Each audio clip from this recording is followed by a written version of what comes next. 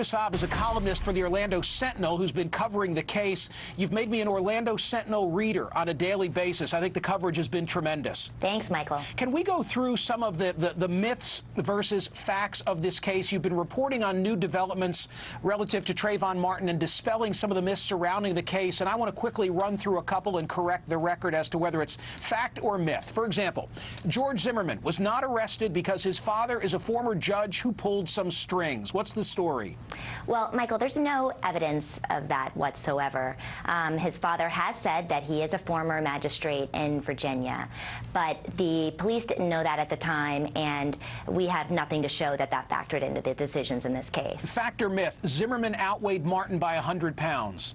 Another myth.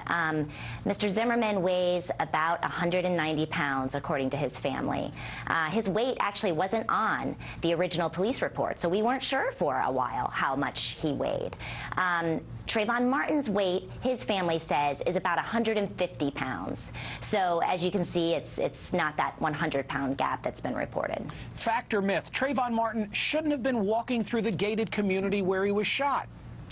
Look, that's absolutely a myth. Trayvon Martin was there visiting his father and his father's girlfriend. You know, he had every right to be there. He was a guest. He had family members who lived there. And, you know, and he wasn't walking through at 3 a.m., as some have reported. It was only about 7 o'clock on a Sunday evening. Fact or myth, the Department of Justice is investigating civil rights abuses by the Sanford Police Department in the Martin case and years prior. Okay, there is only one civil rights investigation going on right now, and that's according to the Department of Justice and the FBI. They are looking into civil rights allegations against Mr. Zimmerman. Right now, the police department as a whole is not being investigated. At the outset of this conversation, you heard me relate some polling data that shows the discrepancy between blacks and whites, R's and D's, in terms of how they view the level of news coverage.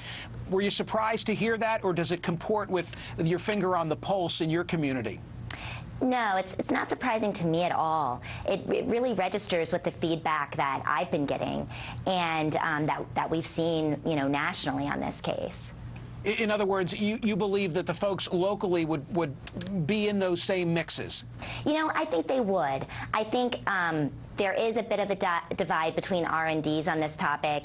Gun control has become a big topic of conversation when people talk about this case, and that issue tends to split them along party lines. And stand your ground as well, I guess, is what you mean to say, right? Not only gun control, but whether that Florida law ought to stand, and in the other states. Sure. You know, gun control as a larger issue, and specifically stand your ground, the 2005 law that was passed here in Florida and has since spread to other states. And that is the statute that is getting the most talk, you know, since Trayvon was shot. All right, many thanks. I begin with a click on the Sentinel every morning because I want the latest on this case. Thank you, Beth Kassab.